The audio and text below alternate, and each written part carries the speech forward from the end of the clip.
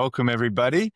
I'm here with our guest Tommy today to talk literally about the whole journey, building to exiting a HVAC business. And what I think makes this interview extra special is that we are right at the pivot point with Tommy, who's just over the last couple months been working through exiting and has finalized that deal, and now moved state, moved his family, and starting a new HVAC business elsewhere. So, Tommy, thanks for coming on. Yeah, Ethan, thanks for having me. Cool. How are you feeling at the moment? If there's just one word to describe how you're feeling after it all and with what's coming, where are you at? I don't think there's just one word. It's exciting and scary, and there's uncertainty. Mm-hmm. So a lot of feelings going on. All right. And how does the family feel about moving? I know you got some kids and a wife there too. Yeah, everybody was pretty on board and excited with the move, and the kids have started making new friends, and they start school here soon. So they're excited and nervous as well. All right. So big changes for everyone, which is cool.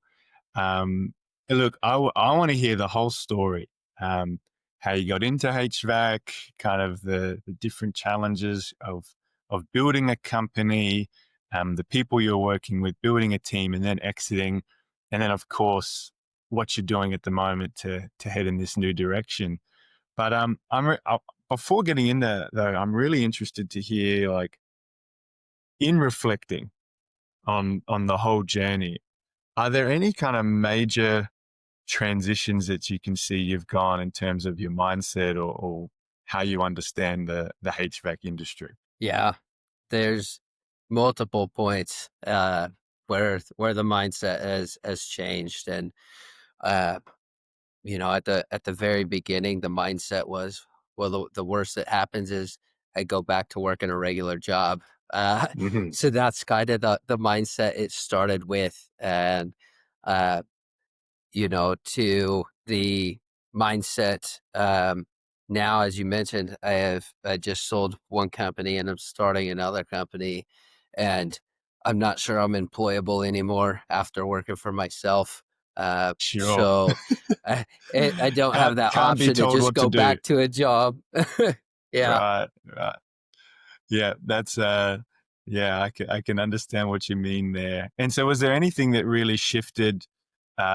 I get that mindset shift, but were there any kind of expectations you had before getting started, and then you kind of realized, like, man, that was not the case, or maybe it was the case? Yeah. I think as far as expectations go, I go into things pretty open-minded, without a lot of expectations, without a lot of, um, this is the way it should go. This is the way I see it happening. And I go in pretty open-minded, and then try to make the best of the situation. Uh, so I don't know if that plays well for me or not, but that's kind of how I approach things. Sure. Yeah. Well, I can see that helping you not be too shaken if if the unexpected happens, because you didn't have your mind set on things being one way or any kind of real rigid expectations, right? Yeah, it definitely helps, and there's definitely been a lot of unexpected things that Hmm. came down the pipeline with building the last company, and I'm sure there'll be a whole new set of surprises with building this next one. Sure, sure. Well, we're going to get into all of that. So whatever's coming to mind right now, make sure you remember that. But one more thing before kind of just hearing the whole story and getting to pick through some of the details there.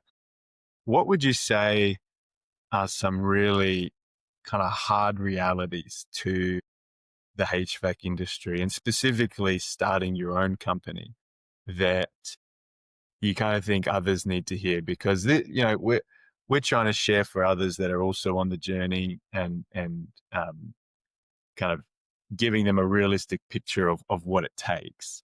So, what are some really hard things that people need to be prepared for? Yeah, I think probably the hardest reality to accept is that the life of running your own company isn't for everybody. Not everybody should do it.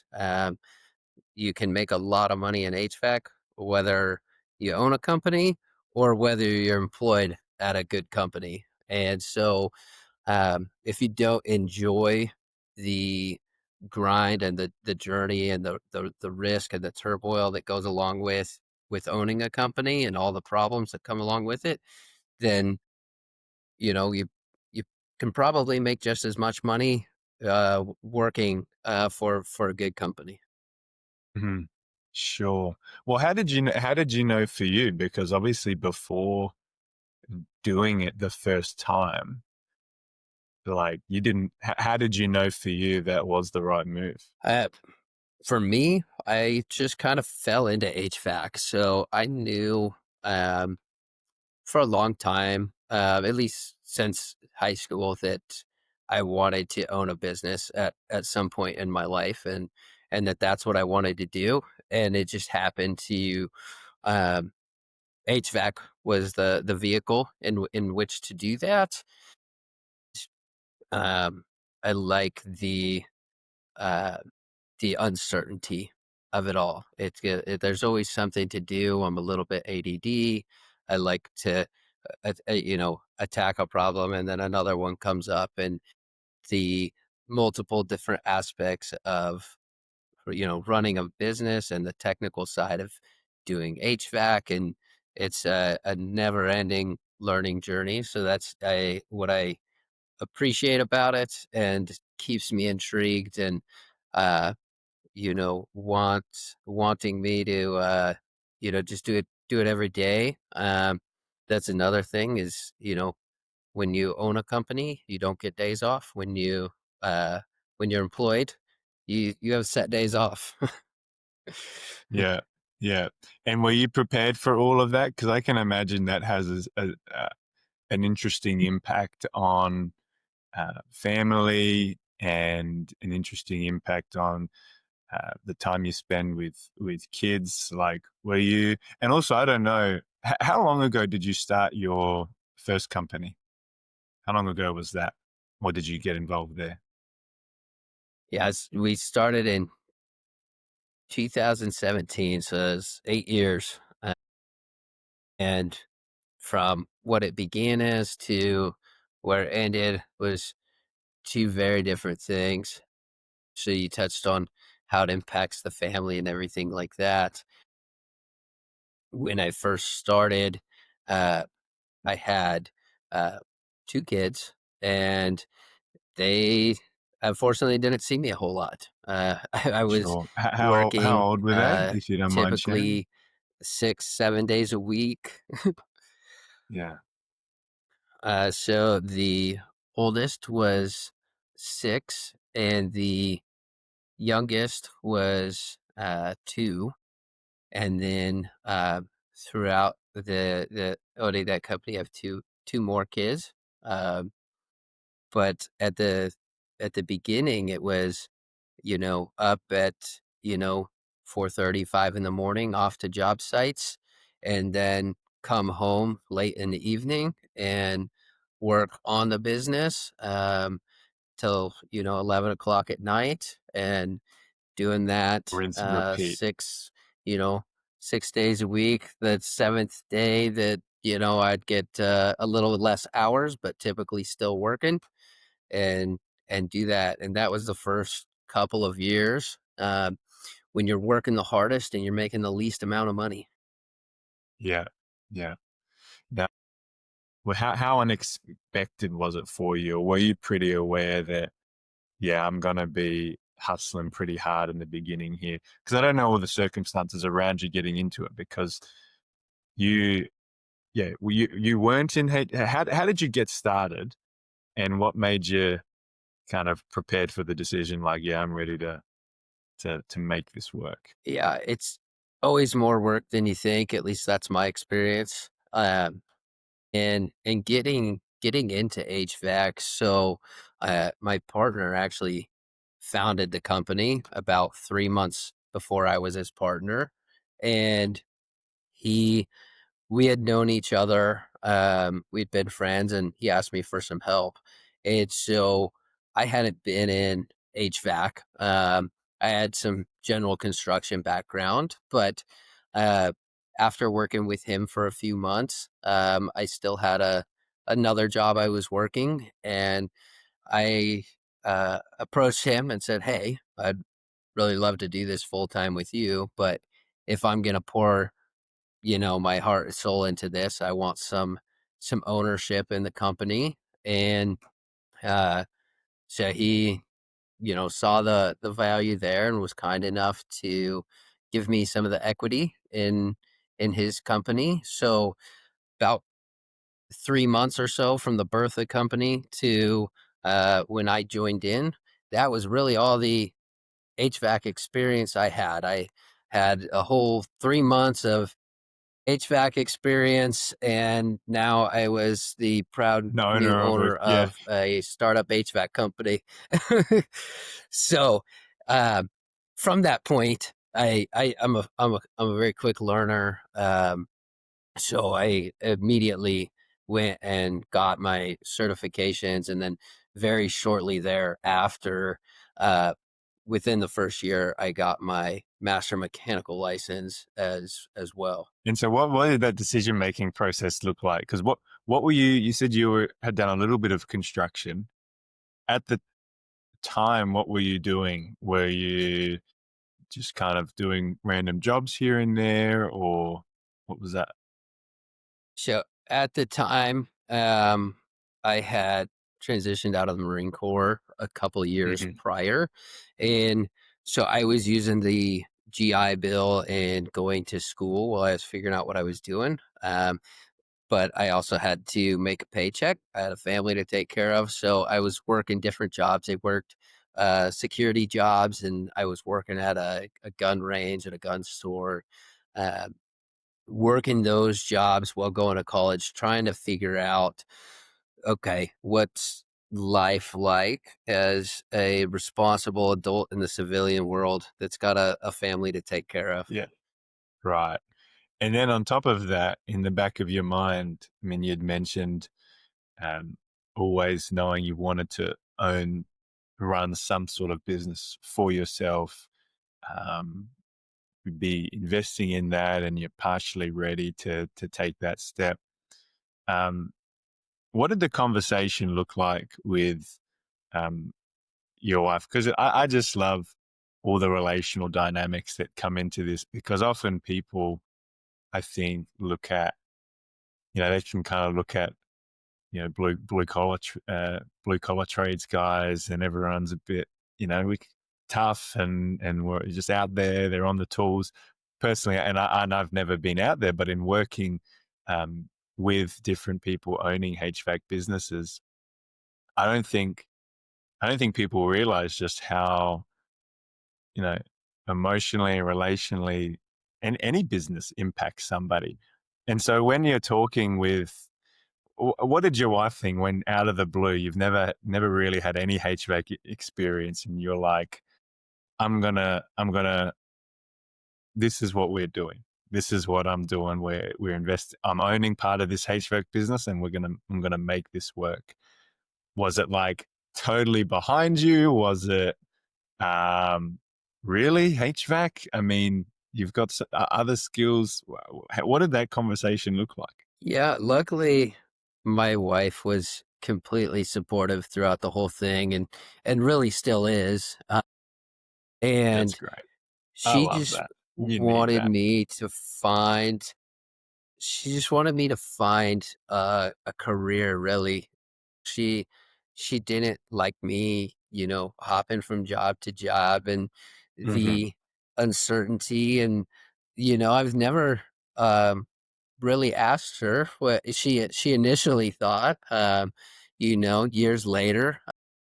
I think she's glad I did, but at the start, she was supportive, and it takes a strain on a relationship with, you know, uh, Mm, I had more of a relationship with the business than I did with her for a while. I was spending all the time at work, and she would help with the books or with whatever she could at the beginning. And um, I don't think I uh, could have made it through those first years without her support. sure. Yeah, I mean, do you have any, 'cause, I'm actually working with some guys at the moment, also very young families, also starting their own business kind of a year and a half into it, and, it's going really well for them, but what would you have anything that you'd suggest to guys at that early on, especially on that, we're gonna get into details with building a team and what that was like and working with partners, but, yeah, do you have any kind of words of wisdom in terms of those that are balancing, they the wife relationship, kid relationship, and business relationship? Yeah, I think for me, the hardest thing would be to hear um, how much it affected them. Me not being there a lot. I made an effort to be there at birthday parties and family events and all of those things, but I would be there for the couple hours. But before and after, I was working. Sometimes during I was taking phone calls, um, and so the biggest thing is to just understand that there's not going to be that balance there, and don't get it would hurt my ego, my feelings when um that would be brought up. Hey, Sure. you're People not always here. questioning. Yeah. And Okay.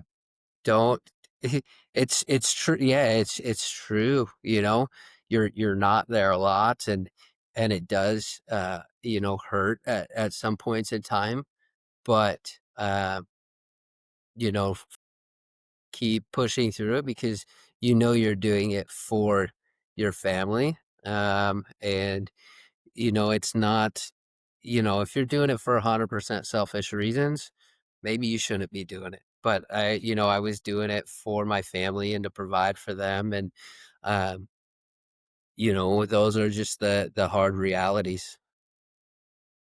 The Yeah, it's interesting that because everyone would love to own their own thing, and you're even sharing that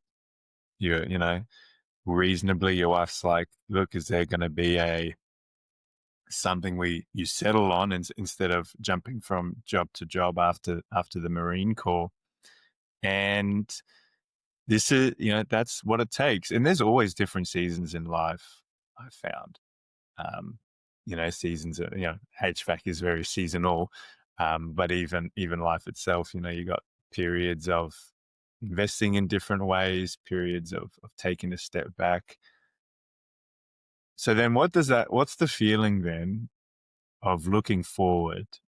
So tell us, how many weeks into, or months, I think it's just weeks, into Rodeo HVAC. This is the new HVAC business you're starting out, bootstrapping just yourself in this new state, like specifically on what we've been talking about. Yeah, how do you see that going? Are there things you're going to do differently? Do you expect to have more flexibility, or is it going to be, a similar hustle? Yeah, I think the amount of hustle still needs to be there, but there are a lot of efficiencies that come with having already done it. There's a lot of peace of mind having exited that first business and knowing that my bills are paid and I don't have to uh, stress about going and getting the next job for tomorrow so that I can pay my bills at the end of the week. Um, which is where it started. I didn't start with uh, any money at all, and so going into it this time, I think there's a lot more expectations set. So earlier we talked about expectations, and I think this go around there are some expectations, and one of those expectations is, you know, that I am there for the family, which is where I like to be as well. I want to be present, um, and not 100% of my time spent on the business. And so there are some expectations there, and there's also the expectations of this is going to take a lot of time. This is going to take a lot of work. Um, but we've been through it before. So navigating those relationships as well as the business aspect is going to be a lot easier. Mhm. Yeah. No, I imagine that would feel really comforting, actually. It's kind of like you know what to expect, you've done it before. And did, because I know a lot of people will say that often it's that drive and not, I don't want to use the word stress, but it's the only word coming to mind of needing to get that job the next day, needing to pay the bills. Like often it's that driving force and pressure that enables people to press through and make something really successful. Um, with there being less of that this time round, and that's neither here nor there. But how do you think that'll impact it? Like, is your knowledge and experience sort of accounting for maybe the less pressure there is this time, or are you, because you kind of mentioned you're still approaching it like, there is still the pressure, there's still the hustle. I'm still gonna need to really, work hard to make this work. Um, yeah, how do you see the lack of pressure, less pressure this time, um, impacting this new direction, this new startup? Yeah, I've got to find ways to put the pressure on myself. I don't have the pressure of paying the mortgage or buying the groceries. I don't have that pressure this go round. So, but I do have the pressure of, okay, hey, I need to, outperform what I did before. Hey, I need to run a business without a business partner. I need to Yeah, okay. start over in a completely new city and build relationships here. And so I put a lot of that pressure so that I have that drive, because if I didn't put that pressure on myself, it would be a lot easier to Hmm. let things slide and take it easy. And okay, hey, well, I'm good. I've worked hard enough this week. Uh those are all thoughts that I'm afraid of slipping in, so I put all these other outside pressures on myself. That's actually interesting, right? Because we can say there's less pressure this time, but you just mentioned several things that actually there's more pressure this time. New state, no reputation, don't know anybody, no business partner, no one else to blame. Really kind of doing that side of things yourself. Um, and then it's almost like the aspect that you have more flexibility to relax and take a seat back is also another form of pressure. you know, like the fear of actually, slacking off is easier for me this time. You could almost turn that into a form of pressure. Yeah, it's 100%. There's there's a dichotomy to it. In some aspects there's less pressure, in some aspects there's more pressure. Um and uh when you're your own boss, how much pressure you have on you, a lot of it's up to you.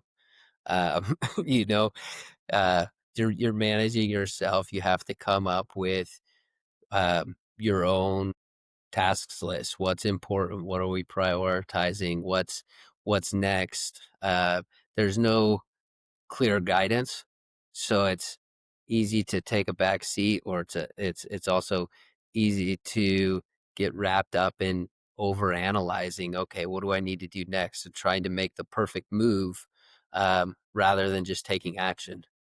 Mhm. Sure, sure. All right. Well, so that to-do list you just mentioned.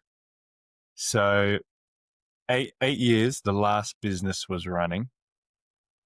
What's the big picture? What do you, are you able to give us a big picture of kind of what the growth of that looked like over those 8 years?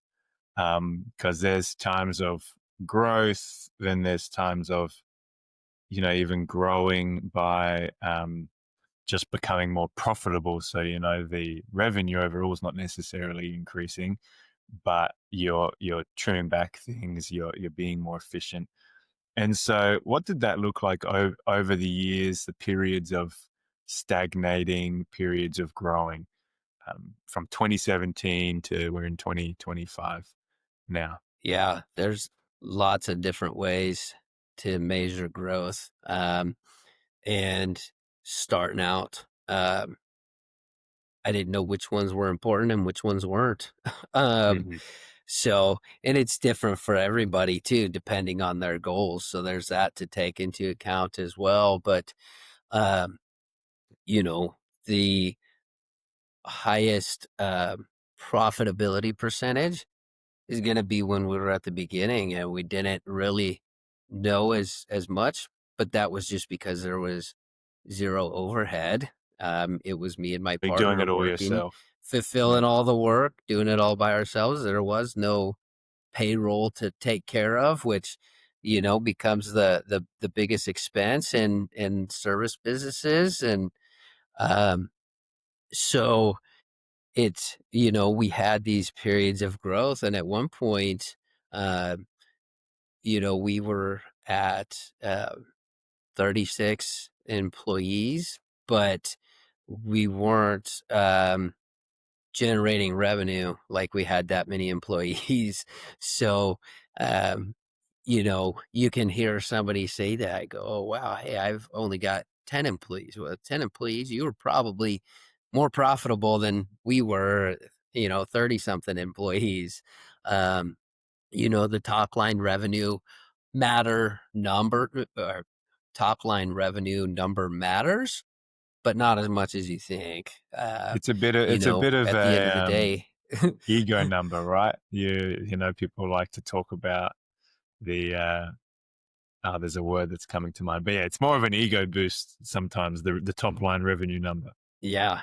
Um, and I think part of it is it's one of the easiest numbers to see. Um, for years we didn't have a clean set of books going into it, so we couldn't have even told you what our margins were, what our net profitability was, or any of those other numbers. But But hey, revenue, lots of that's easy money's to coming track. You in. know what's Yeah, what's coming look in, at all the money coming in. but you can lose it all going out. Right. Yeah. Okay. All right. So what did that look like? So you were quite profitable in the beginning, of course, when it's just you guys. What did hiring that first person look like when you first began taking, uh, you know, becoming responsible for other people? Um, what did that look like? How did that feel? Yeah, I think um, it adds a whole nother level of stress and pressure to your life. So if there wasn't enough already, go ahead and start hiring employees, and you're stressed because now you feel like you're responsible for their family's well-being. So there's that stress, and then you've got the stress because you're not the one doing every job anymore, so you don't know how well it's being done.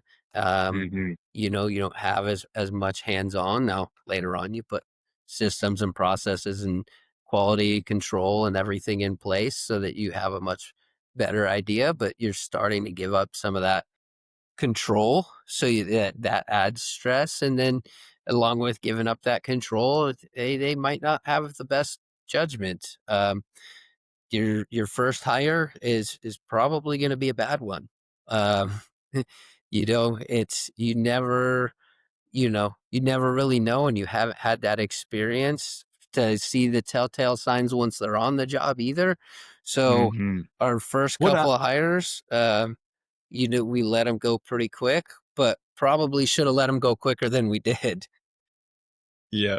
What are those telltale signs now? Because I don't know how soon you're expecting to be hiring people in your new business, but if you just give some real practical things that just come to the top of your mind right now in hiring, what you would not do this time around and what you are looking for this time around, or maybe some tests you use. Yeah, I mean, it starts just with the very basics. If um, kind of what they show you leading up to the interview um, tells you a lot about them. So if their information isn't up to date on their resume, if they show up and they have fast food wrappers and cups up on their dashboard, um, doing HVAC, they're going to be driving your vehicle as well. If that's how they treat their own vehicle, they're not going to treat your vehicle any better. Matter of fact, they're probably going to treat it worse.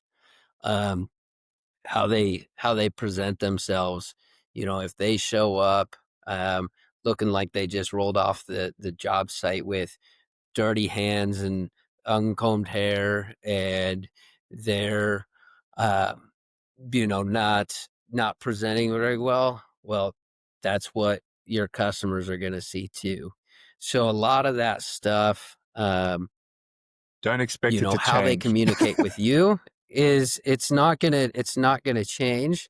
um you know if they're late to the interview, um and that's one thing that uh I learned over the years is that if you have a bad hire, let them go immediately. If there's signs on day one, um at just let them go then. It's better to not have the wrong person in that position than to have nobody in that position, because the more employees you get, the bigger effect it's going to have. But it's just a cancer, and you can't think about all of the lost time, effort, money that you put into hiring that person when you're letting them go. If they're not a good fit for whatever reason, just end it there, then and there, rather than holding on to it, Mm. hoping that it'll get better. Um, okay, hey, well, we'll let them go once we have somebody to replace them. Like, if they're not a good fit, just let them go. Well, how do you balance that? Because no one's going to be perfect on the front end. And I know, because we were talking before, and if we um in kind of explaining things to people, I always like to break almost any business in general into kind of three big pillars. You've got the marketing, first thing people see, the sales, then which is going through that process of making them become a customer, and then the operations of the business, which is the team, the fulfillment, the legal, the finances. And so if you have those three big pillars, marketing, sales, and operations, you've got, as the business owner, a knowledge on all of those, and you've got your hand in all of it, and you're trying to get the best people to help you out with it. But your main area, in this experience, would definitely be kind of having the most familiarity with all the operations sides, the operational side of things. And so when you're building that team in the beginning, is is it just a gut judgment thing for you in terms of when someone's worth keeping around, and you're mentoring them, you're helping them, understand how to do this right, versus cutting them loose. I'm not going to let this, let this cancer influence my business any longer. Yeah, I think it depends on what the deficiency is. So, um, essentially everything is a skill, whether that skill is turning a wrench, doing the technical work, or whether that skill is showing up on time, being respectful, communicating, um, and you've got to kind of make a judgment on where that skill level is at, how quickly that person is capable of learning, and then make the call whether or Hmm. not it's worth it to bring them up to skill, or if it's going to take too long to have a return. And so some of those skills, um, if they're chronically late, and You've we're spoken to them hiring about grown it, and men, and if you're they're chronically late, they're not going to change that in the time frame that needs to be changed, because that needs to be changed in a day. They're late hmm once; it should never happen again. Um, Now, if they're not up to speed on all the technical aspects, and maybe you work on a different type of equipment than their background, but they've got the fundamentals there, and they can pick up the skill as long as they're taught, um, then it's probably worth teaching them. If they have a basic level of communication skills, then having them work on their communication skills and improve them is probably worth it. If they have a communication level that is non-existent, uh, you're probably not going to bring them up to speed as quickly as you need to. sure. Mm. Everything has its threshold, it sounds like. So, if there's a spectrum for all skills in terms of that, there's a threshold at which it becomes worth it for me or to come alongside you or to get somebody else to come alongside you. And then there's a threshold. It's like, sorry, this is just not going to work out. So, that makes a lot of sense. And with with the yeah, and so let's keep going on through the story of you building the business. So you've most profitable at the beginning when it's just you guys. You take on, what are those first hires? Or you just have, who were the first people that you hired, and then how did that impact the revenue and bottom line of the business? Yeah, the first people we hired on was more technicians. We had more business than we could do ourselves. And that, if you do a good job, that's going to be the case in HVAC and home services. There's a lack of skilled tradespeople, whether that's HVAC, plumbers, electricians. Um, there's there's not enough of us out there to do the work. That's why we get paid well. So the first thing we did was hire technicians. The first good hire we had um, was actually my brother. So after multiple failed employees, I decided, okay, hey, he's not the most experienced in HVAC. He's touched it with different things. He was in facilities maintenance, is what he was doing at the time, and decided we need to bring in somebody that we can trust, that's intelligent, can learn quickly. Hmm. Uh, so uh, I offered my brother a technician position with us, and he stayed stayed with us the entire time and ended up becoming the ops manager. And it wasn't because of his experience in the industry; he didn't have any, but it was his character, his ability to go above and Mm, beyond, his um, capability of figuring things out putting the bigger picture together, uh, all of those soft skills, so to say, um, is what made him such a valuable member of the team. And because of that one good hire, we were able to, uh, really realize that it opened our eyes that there are good hires out there because there was multiple bad Rather than hires becoming before jaded. that. And it was kind of like, yeah, it was, hey, I mean, is there really anybody out there that's good, that'll work, that'll, you know, show up on time, that actually knows what they're doing? If they don't know what they're doing, they'll ask questions. If they, you know, don't know it the first time after they've been shown it, can they learn it? All those things. And uh, he was the answer to that question, and the answer was, yeah, there are people out there like that, and we were able to start building a team from that. Yeah, yeah. I can see the one one good block at a time just making the next block a whole lot easier.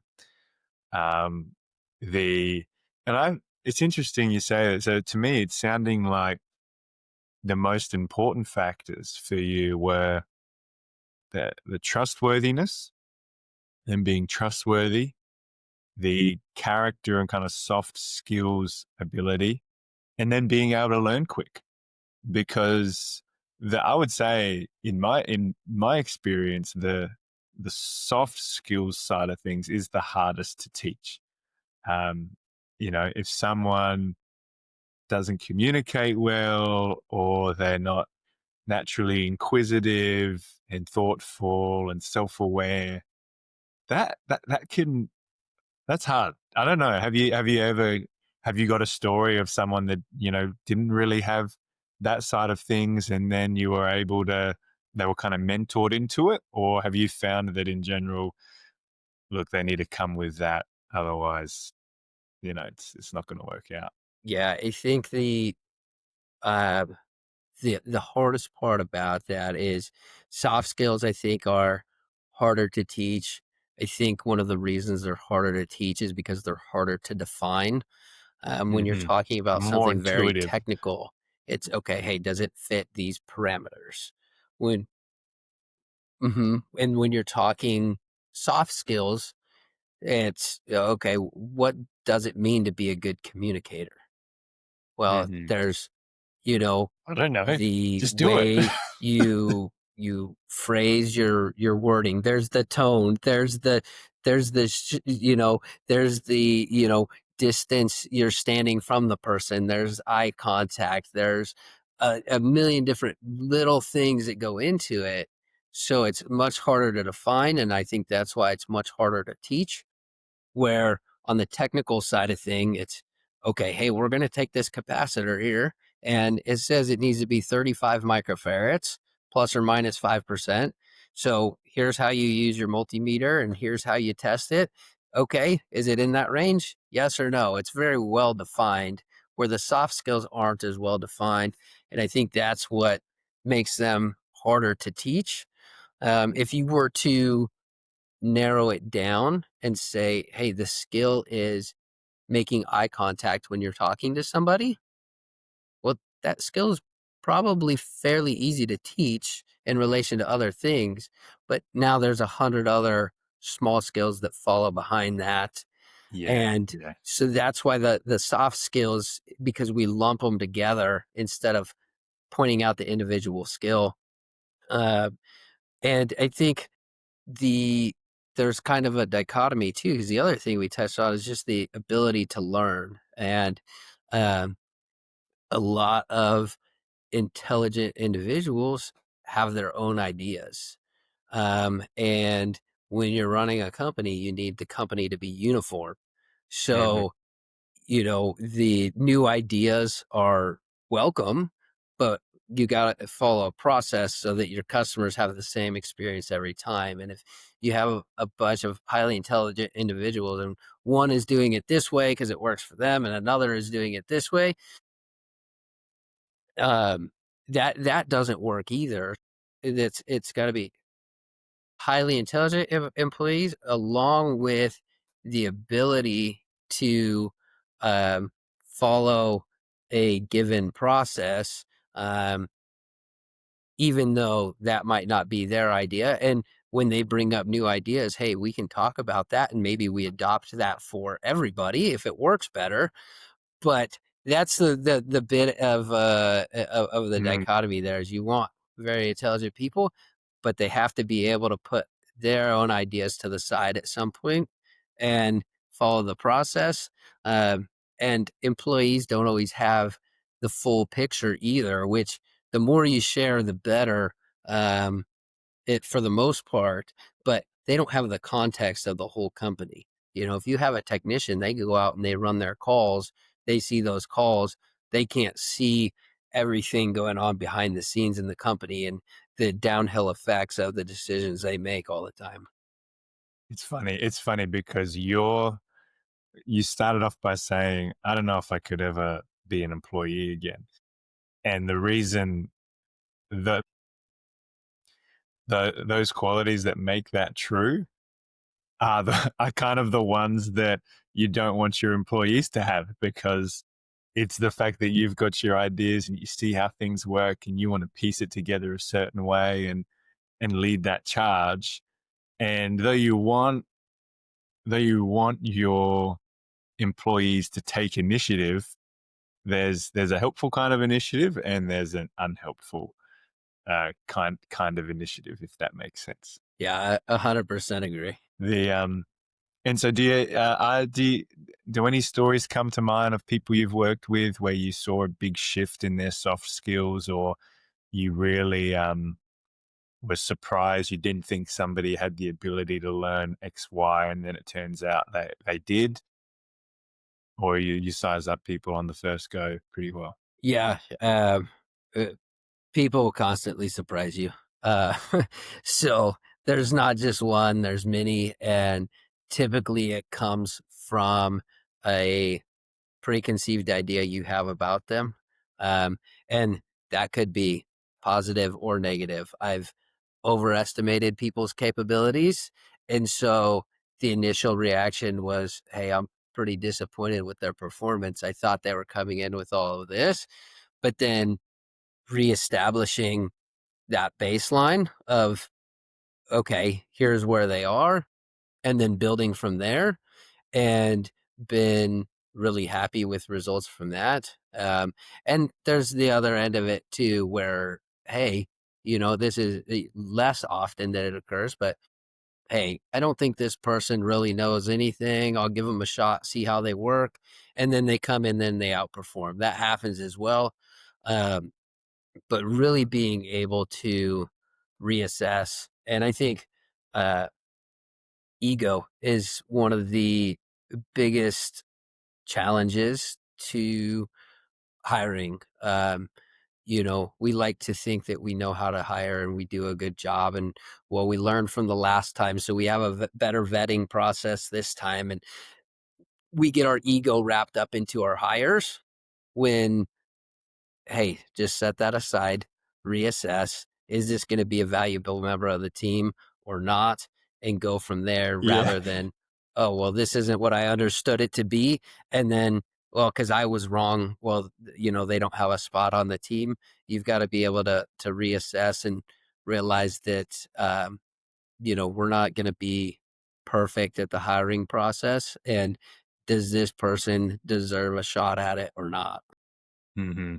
It's always there's the term a sunk cost fallacy, where I don't know if you've heard that talked about in investing. Like if you buy a certain stock and it goes down a whole heap, um, you can make your decisions based on the fact that you've already lost all this money, when you would never choose to have the stock at that point, and you would be making your decisions totally differently if it weren't for the fact that your own decisions had already caused you to lose a whole heap.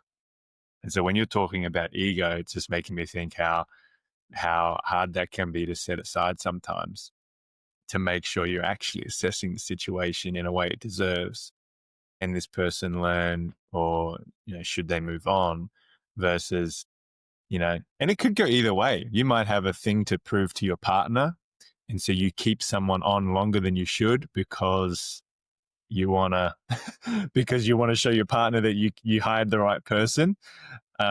Or it could be the other way around, where you have um, you're almost beating yourself up too much, and you give the person extra time, or you beat yourself up too much and you don't give them any time at all.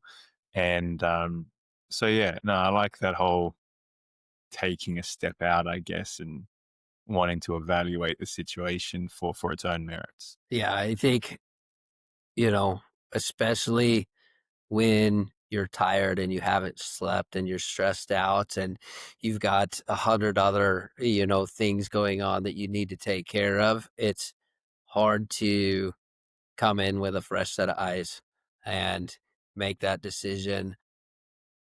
And then, whether you like it or not, you have some sort of emotional attachment to that decision you made previously. Yeah, good or bad. So, and that's where the self-awareness comes in as a business owner too. And then the humility to actually go back on a decision or say, yeah, no, I decided this too prematurely. In the 8-year journey, so most profitable, just you and your business partner, you begin hiring some other technicians. At what point in that 8-year journey did you get off the tools and you were, um, I mean, I guess, yeah, was there a point that you really transitioned to kind of the leadership and organization, or were you always sort of in and out of the field? Yeah, so it's the further on in the journey, the less and less I was in the truck. The and the work in the truck changed over time too, and you've got to really decide what you want to do.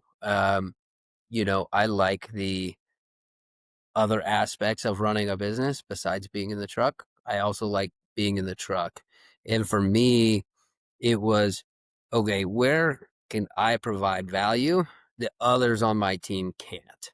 And that's Hmm. where I would go. Um, so the first, um, probably 3 years, I was in the truck every day, full time.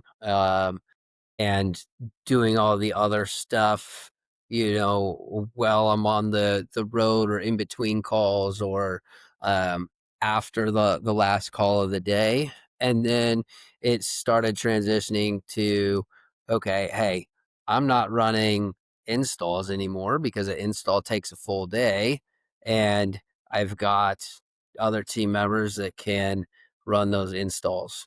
So that's the first thing I'm going to do to give my time back to the company as a whole, was stop doing installs. And then I would, quit running anything that wasn't a demand call that we didn't have capacity for. So I'd be kind of the overflow. Okay, hey, if the schedule's booked up and we've got calls coming in with people that don't have heating or they don't have cooling, I'll go and run those. To, okay, hey, now I'm more effective in solving the problem at the root, which is we need to have a better plan in place and know what our seasonal cycles are and when we need to start hiring more people on, or when we need to buy another truck, or um, solving the actual business problem rather than solving the immediate HVAC problem. And so for me, it was kind of a self-evaluation of, well, where can I provide the most value for the company as a whole, um, rather than in that individual scenario. Sure. No, that makes sense. And then, so at the same time, you had mentioned that there was a lot more hustle in the beginning. How Yeah, how did you see those two things working together? Like, at the point that you were able to step out of the truck more? Was that the same kind of time you know, didn't need to go home and still work on the business sort of thing? Or did that happen at a different time? Um, I would say, there's always the opportunity to work on the business. So it's kind of up to you and what type of balance you're looking for. Um, you know, having solving bigger problems, I think gives you more flexibility in how you approach that. Um, What do you mean by so, solving bigger problems? you can, What when in uh, comparing? yeah. So the problem of how do I take this to the next level and seeing how all of the different pieces interact with each other. Okay, well, hey, if I get more leads coming in, well, okay, now I'm going to need to figure out a way to service those leads. So I've got to hire somebody. Well, if I hire somebody, I've got to have a truck for them to drive it. Oh, if I've got a truck for them, I need to get inventory for that truck. Okay. Oh, now I've done that 2 or 3 times. Oh, now I need another person in the office to manage these people who are driving around and solve the issues of the business as a whole, tackling a problem of, hey, how do we uh and the problems change over time of, okay, hey, I've been able to increase revenue, but now our profits are actually declining. Well, how do I fix the profit problem without impacting the revenue negatively? Okay, well, I could fire everybody and margins would go through the roof, but then it would all collapse on itself. Um, and the back and forth of, what to do and when to do it.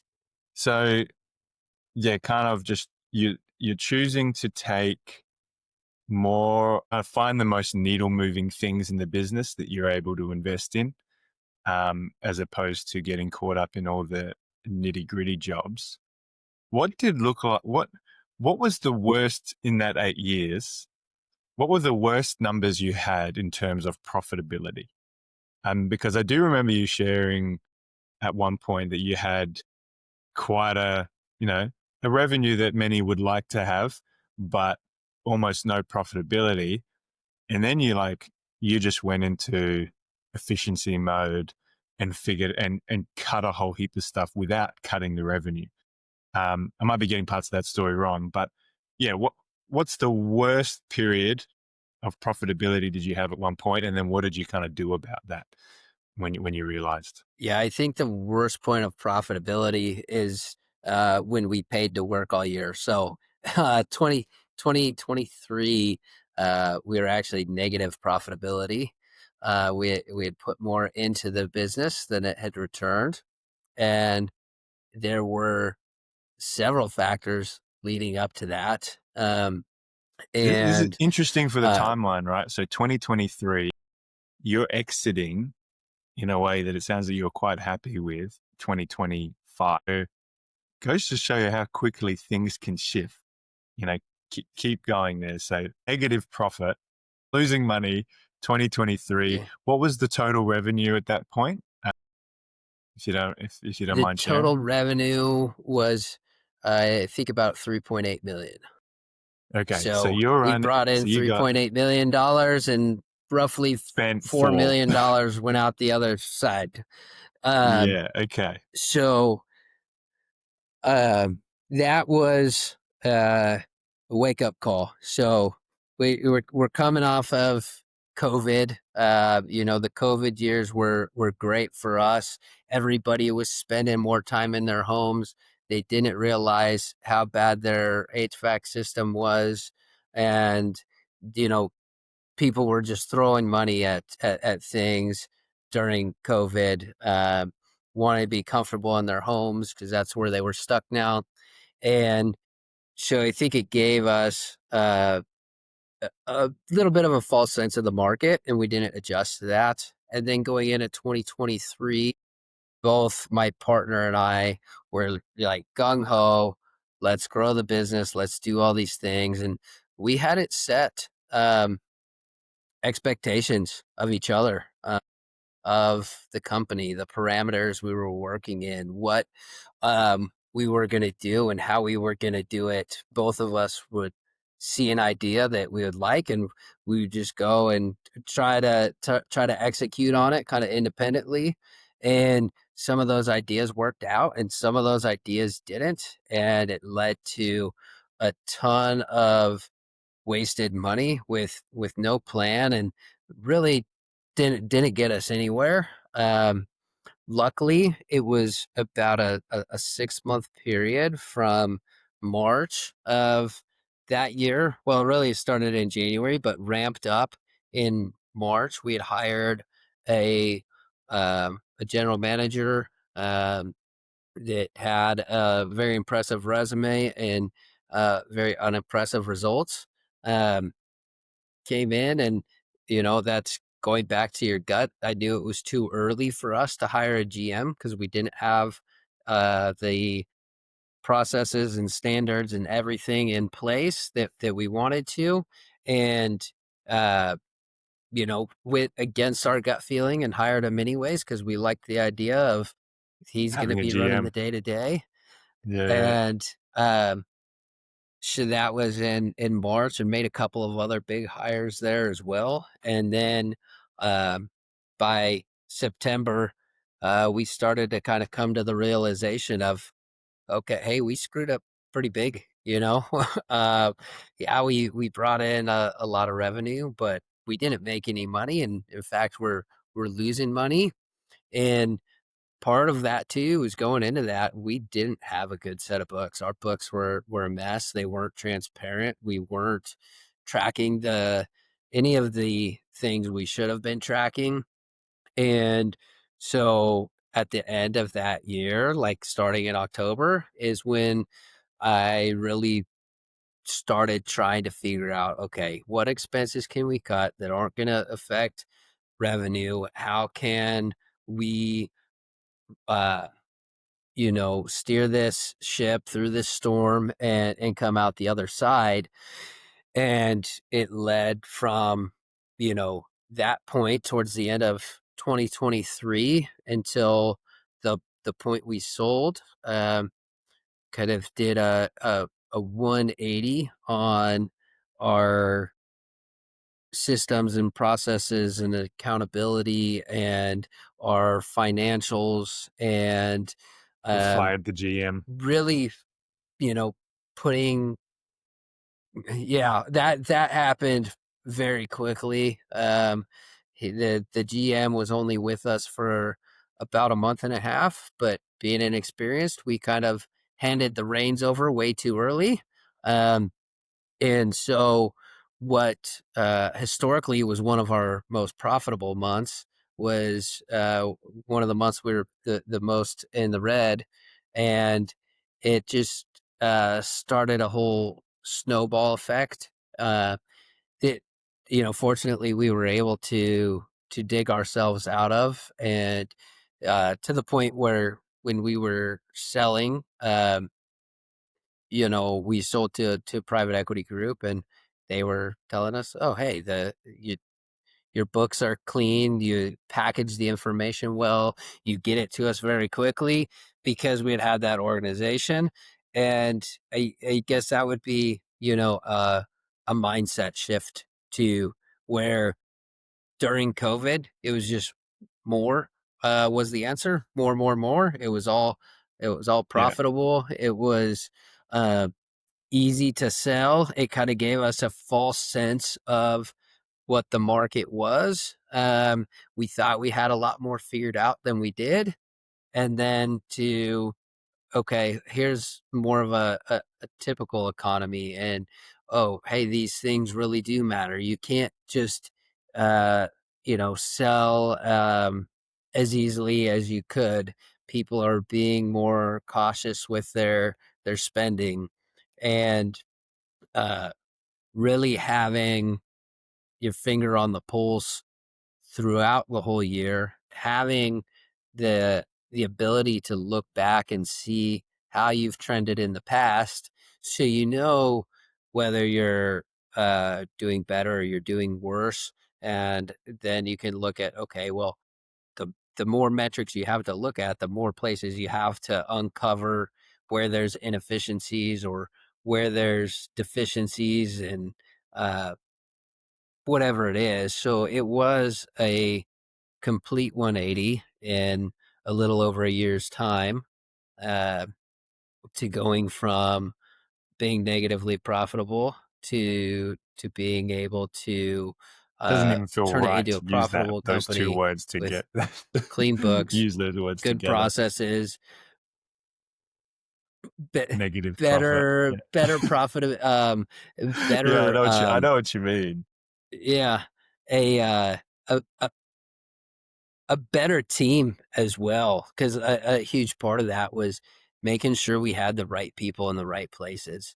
That's probably one of the, hardest, people to fire, are the people who got you to a certain point but aren't able to get you to the next point. So their past performance was great, but now you're a bigger company and you need somebody uh, that fulfills that position differently, and you can't bring them along with you. When you're saying you transitioned, did you get someone's help to look at where money was being wasted? Did you just spend, did you get someone's help to organize all the books in the first place so you could make those decisions? Or how did you know where to cut those costs? Yeah, I guess the realization was that nobody knows your business like you do, um, because a lot of the wasted money, leading up to that point, we had paid somebody, a premium amount to fix our bookkeeping and our accounting, and they took a lot of our time and a lot of our money, and 6 months down the road, we weren't any better off. The project was still incomplete. We had an in-house accountant that had been working on it for a long time prior to that. Then we got this outside agency that was supposed to be an expert in our space to help with that. And so it was taking up my time, my partner's time, our accountant's time, and a lot of dollars paying this outside agency that ended up not helping us. And then once I got the right person in, we hired a controller and had spent the most we had spent on an employee in the accounting department. Um, but it paid off tenfold because they were able to come in 3 months do what couldn't have been done by the people we had in the previous 2 years. So Mm-hmm. it that And who was was that person? one Sorry. of So the major changes. who was that person you hired? You said you. We hired a controller. Um, so, we had a accountant before, that was in-house and just wasn't cutting it. And So you ended up that getting rid of I the would say from the accountant beginning. and the Yeah, external agency that was helping you with bookkeeping stuff, and kind of one person to handle both of those. yeah. So we did that, and it was an immediate turnaround. Having immediate results, um, which it go have a having a high standard, um, and really changing standards, which with technicians and things we did along the way, kind of from day one, a little bit, how we got into it before, where that standard continually got higher and higher as we went. Um, but we didn't have that same increase in standards across the board for all positions. Once we did, uh, that's when we were able to grow. So we had gotten rid of our previous office manager, we got rid of our accountant, and we replaced them with uh, higher level employees, um, that were really able to step up to the plate and immediately day one be doing what we were previously trying to spend months or years with those previous employees trying to get them to do it. And a lot of it is their background, their skill level. And I can read a financial statement, but I'm not the person to be the controller for the company, as well Sure. as To a to make CSR that and a clean. dispatcher and a technician and all of the other tasks at Hats. hand. Yeah. Yeah. Okay, and then so the first step when you've got a $4 million business and you're losing money, first step was clarifying all those numbers. After you clarified them, what were the things that actually were causing you to lose money, and how did it were they simple cuts? Was it complicated? Did you have to end up filling gaps that you didn't expect? What After you knew the numbers, what happened next? Yeah, it was kind of going through, and you start with the big dollar amounts. Okay, what are we spending the most on? And you dive into those, and so payroll is always a big expense. And okay, hey, are these people performing or are they not performing? Okay, well, if they're not performing, why am I paying somebody to go and lose me money? And then the same with all the positions. Like you said, the office manager had to go, the accountant had to go. And in some of those positions, we ended up paying more, but that that particular employee was a lot more profitable because of the way they approached the job and their skill and their ability to learn and all the things we talked about earlier. Uh, and then a lot of it too was, marketing. Marketing is always, a big expense, um, and marketing is, by nature hard to track. So the agency can always point to this number or that number, here's what we're doing.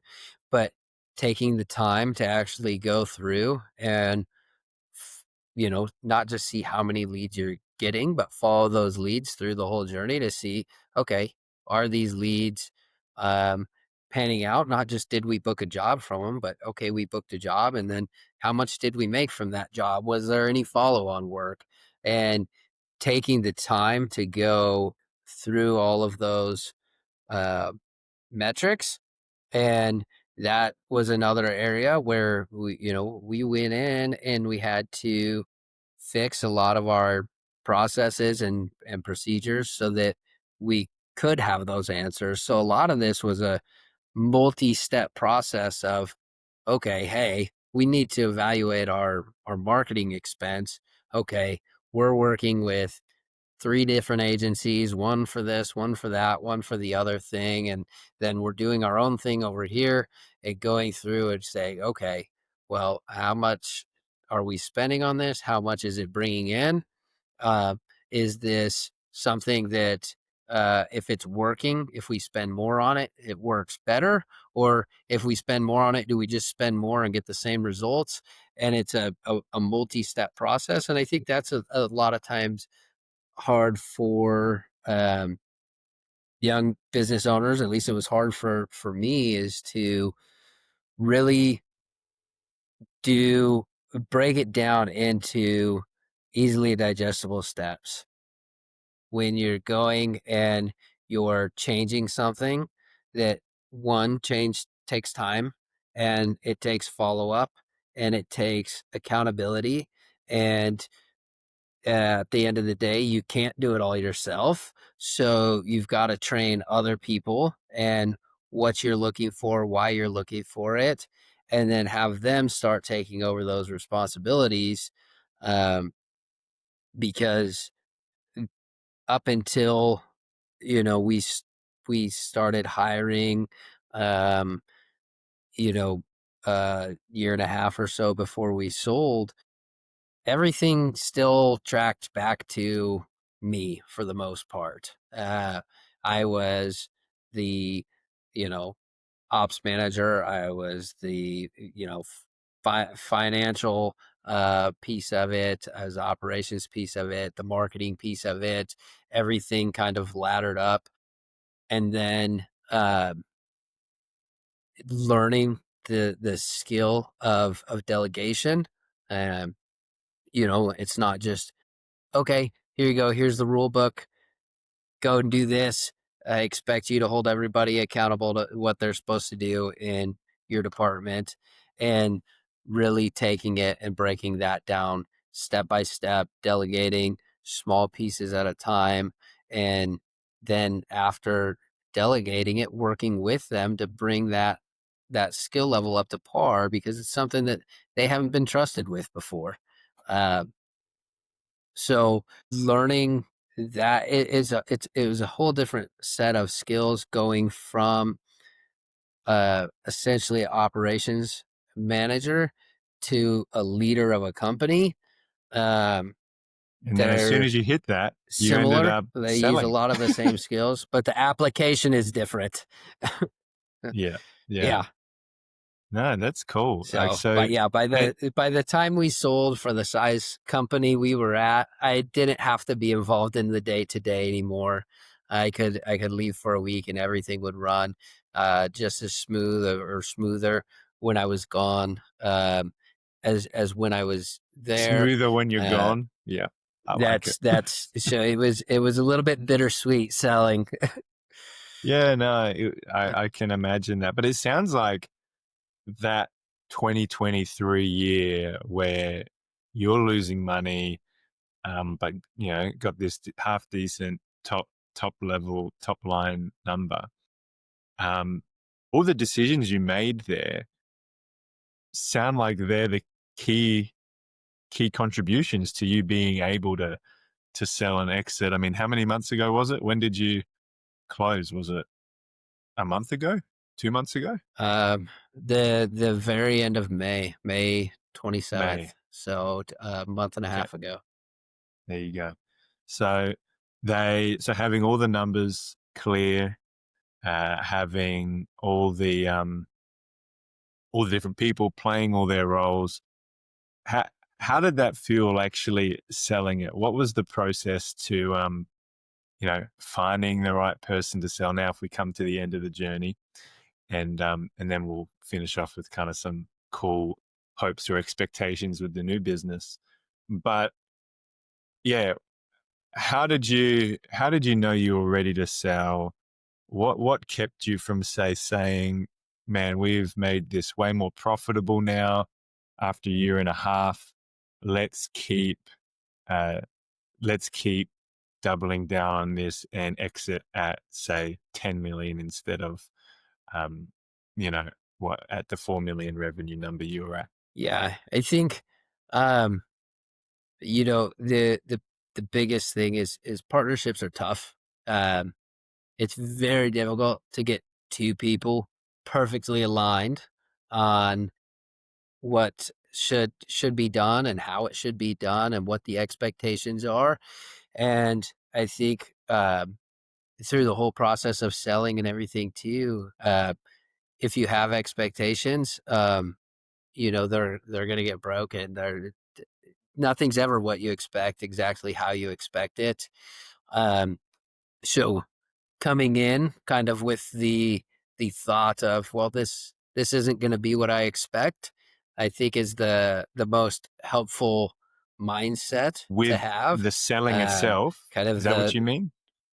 Like the selling, the number you With the sell for selling isn't good? itself, Yeah, okay. and I think really with anything, I mentioned it, I think a little bit at the beginning of the story too. Hey, I came in with no expectations of, other than, hey, well, if this doesn't work out, I'll go back to my old job.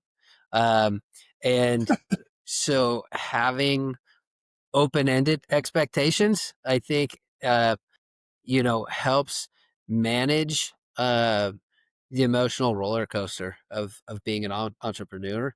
Um, because there's those ups and those downs. And uh if you're on a super high win and you go crazy celebrating that, on the other end there's going to be a super low and it's really going to get to you and weigh on you. um and keeping it somewhere in the middle. Nobody's going to be exactly the same, but um, I don't I don't think it benefits anybody to ride the emotional roller coaster of being an entrepreneur. So keeping those expectations to a minimum. And with selling, we talked to several different companies, and some of them we were in their buy box, so to say, of what they were looking for, and in other ones we weren't. And we talked to large private equity companies, and we talked to smaller ones, and the decision was made based off of knowing the knowing of the operating company we were selling to, in our Mhm. market. We were a smaller company, so they were doing a tuck in where they take our company and combine it with another slightly larger company, and uh, it it really didn't meet any of the expectations I had going into it. Um, Like, what do so you mean by that? What not expectations? being a uh, the expectations from private equity, of kind of them leading the way and uh, guiding us through it and being like a well put together, well oiled machine. Um, there were a lot of aspects of that that were there, but it wasn't perfect. Um,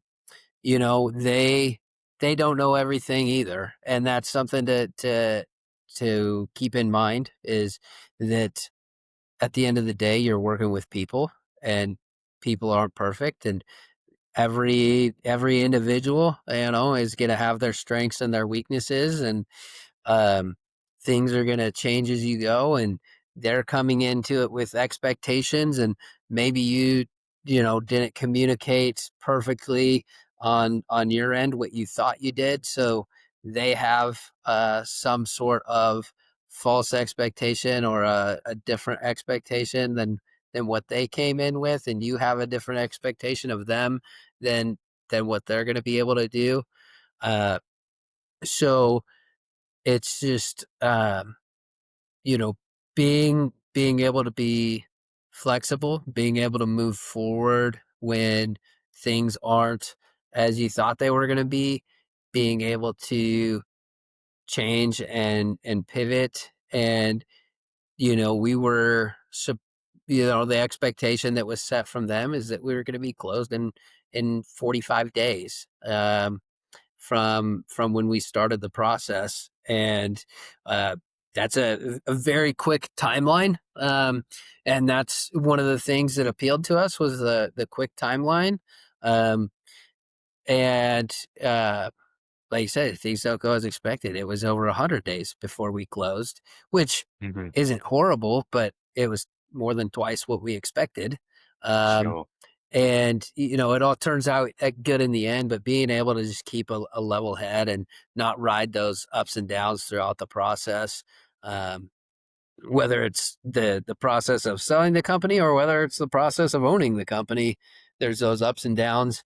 Uh, and if you're too emotionally involved in the details, uh, it's going to be hard. Sure.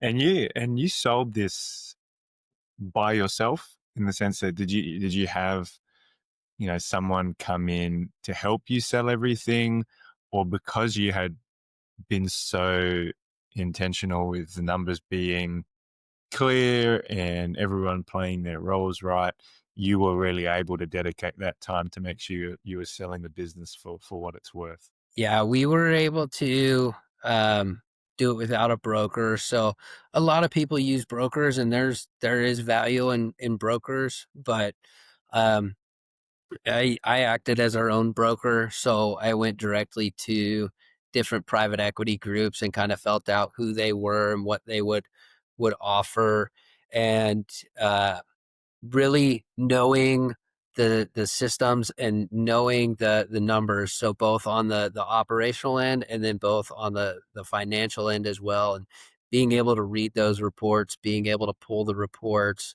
yourself, because that saved us from um, having to let the cat out of the bag um, too early and start bringing in employees into the selling process where, that can just cause a whole nother bucket of issues, because now they're focused on the selling rather than the running the company, and so their priorities are split, and then people start to get worried about, well, what does this mean for me, and all of those kinds of things. So I think it really is on you as the owner to know every aspect of your own business, and you can get help where you need it, but it's on you.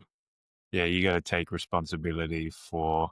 No one's going to take better responsibility than you. And I think what you've shared the most is learning.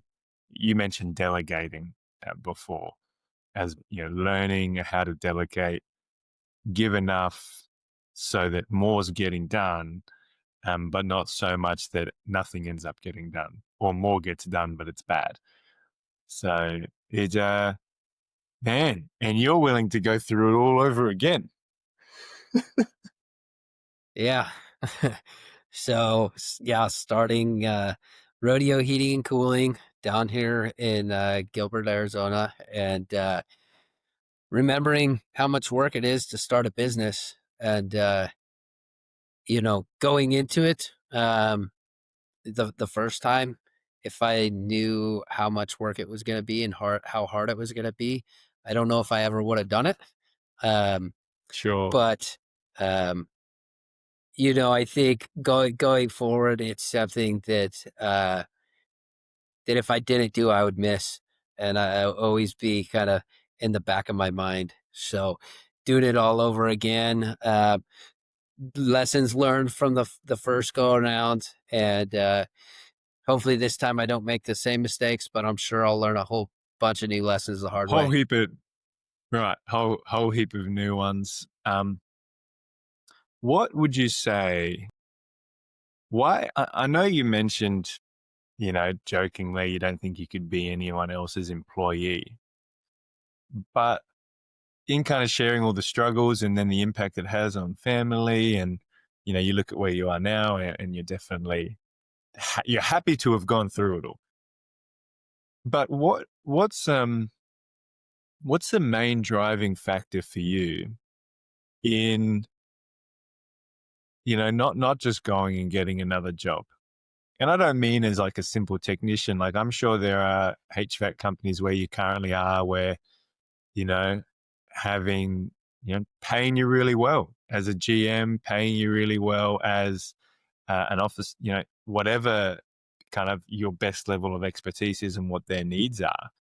Like, I'm sure there'd be a ton of companies that would love to have someone with your experience just come into the office every day, do what they can do, do what you can do really well, and help them build.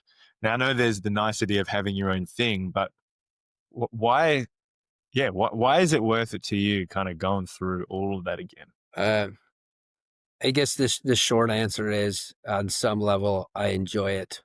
Um, Yeah, the uh, you don't want to every just keep day the wheel waking up turning. and it's a test, and Yeah, see what you can do, and I think that's what's attractive about it. I could go work for somebody else, I could make good money doing it, I could help build their empire, um, but I don't. I think there's people built for that. I don't think I'm one of them. I think I'm one of the people that's built to try to do it on my own, and I think there's implications and repercussions for both of those, some good and some bad. I think uh, if you're trying to make a certain amount of money to live a certain lifestyle and live comfortably, you can do it either way. I don't think that money at the end of the day should be the determining factor of whether you want to start your own company or not. There's a lot of different things that go into it, and um, I think entrepreneurship, having your own company, is painted in a kind of glorious way a lot of times, um, Yeah. and it's not all that it's cracked up to be all the time either. So Is it? it's just okay. Hey, where do you want to be? And you can try it out. And if it's not for you, you go back and work for somebody else. I tried it out and decided that that's what I wanted to do. Hmm. Yeah. So, what's the biggest piece of advice then that you want to give to others that are looking at starting it, right? Because yeah, I think your stage of life as well would play a big role in it. Like if you were, I don't know, 10, 20, 30 years older, and you've got grandchildren, maybe there's a different, emphasis there. And so I think all those pieces play a factor. But what what's your encouragement to people that are either just starting or wanting to get started? Like, how would you encourage them? What would you tell them to think about? Yeah. Prepare for it to be more work than you think it is. Whatever you think it's going to be more. Um, and th- you are going to be giving up a lot to do your own thing. Hmm. There's not going to be anybody there holding your hand, giving you expectations, telling you what needs to be done. And uh, at the end of the day, as long as you keep at it, I think most people can be successful. I think consistency is the number one thing. Keep showing up every day, uh, whether you see the results or not, because the results will show themselves in time. But I think in today's world, we get very impatient for results. Sure. You could click a couple buttons on the phone in your pocket and food shows up at your house. It's really nice. We want everything instantly. And in business, not everything can happen instantly. Yeah. Well, delayed gratification. Delayed gratification without knowing that whether it's coming or not. Yeah. Delayed and no guarantee of gratification. Yeah. That's right. And what about some more technical things too? So you're obviously at this prime position, just gone through the whole journey, about to start again. What are your biggest priorities right now, with getting started? Yeah. Know your numbers. So that's on the, bookkeeping side. Um, you know, don't just track them, but know what they mean and what kind of impact they have. And then know your numbers on the operational side too. Hey, what's my conversion rate? What's my average ticket? What's um my turnover rate? What is, you know, one thing that we've hardly touched on at all, but is the number one success factor, I think, other than consistency, is customer service. You don't have to be the most technical person in the world to have the best level of customer service. Um, and having the best level of customer service, I think, is more important than having the best level of technician on the job. Sure. So if you go out there and you fix it, but you're not communicating with the customer and they have no idea what you did, you could have just worked magic on their system, but they have no appreciation for it. Sure. It's all about the experience that you're giving them, and so got to make that happen, Tommy. Well, hey, it's been really good hearing the story. I'm gonna have to do another interview with you at some point into the journey, whether it's exiting the next one or finding yourself in another bind with profitability versus revenue. But it's been really good.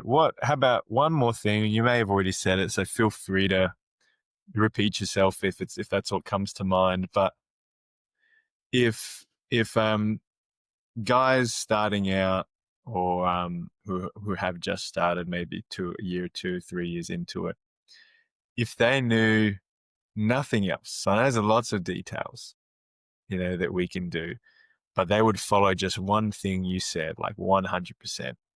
What, take a minute to think about it too. Like what would you tell them? This is like the one thing they need to know. I want to hear that from you. Yeah, I think that the one thing is set what your goals are, what that balance of life looks like for you, or that Hmm. imbalance in life, because it's never going to be balanced, and work towards it consistently every day, day in, day out, whether you see the results or not. Keep the end in mind and just work consistently. Yeah, no, that's a good message. Very good, Tommy. Well, it's been great having you on. Thankful for the time. Excited to keep hearing how your journey's going. And yeah, we're going to keep hearing more stories like this, guys. Thanks for tuning and watching into it all.